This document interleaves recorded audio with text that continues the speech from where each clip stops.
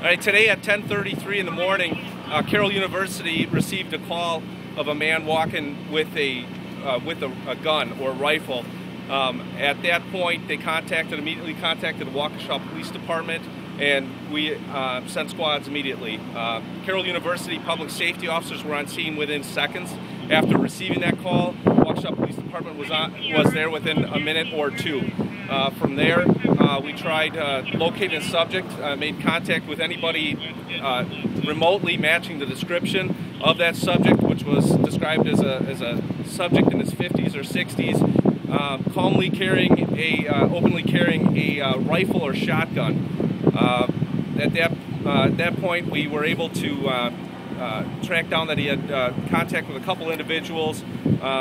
Nothing threatening whatsoever in that contact, and from there we were able to find that someone knew who he was, identified that person, and made contact with him eventually. You saw that we had a lot of officers on scene. We also had multiple jurisdictions on the scene. We had Menominee Falls K-9 officer with K-9, and we also had three or four K-9 officers from Waukesha County Sheriff's Department. In addition to that, we had our fire department on standby in case we needed medical treatment. We also had, the Waukesha County Regional Bearcat on standby, and our own Waukesha Police Department. We had some tactical officers on scene, as well as our own rescue vehicle, armed rescue vehicle. Obviously, given yesterday's events and the recent history with violence at schools, we take these things very seriously. So we obviously responded in that way. We took it very seriously, and we eventually took the subject into custody. He is in custody. We are verifying. It's very early on in this yet. We're trying to verify if, in fact, he was the subject.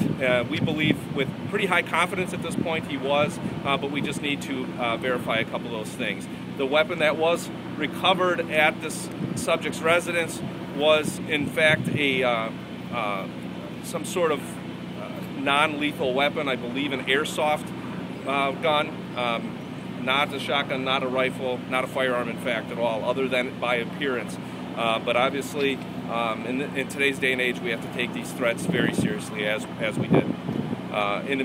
In addition to that, we had multiple schools in the area were locked down. Carroll University has a system that they were able to notify all their students and personnel that there was an issue, and they went to immediate lockdown, and our dispatch center contacted nearby schools as well as the Women's Center to lock those facilities were also locked down.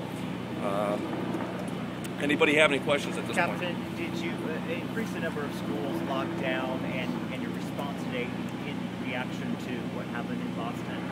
I wouldn't say we increased our reaction other than to say in today's day and age, the climate is that you have to take these threats seriously. This is something that we do, our agency does in general. Yesterday's events just reaffirm that type of response.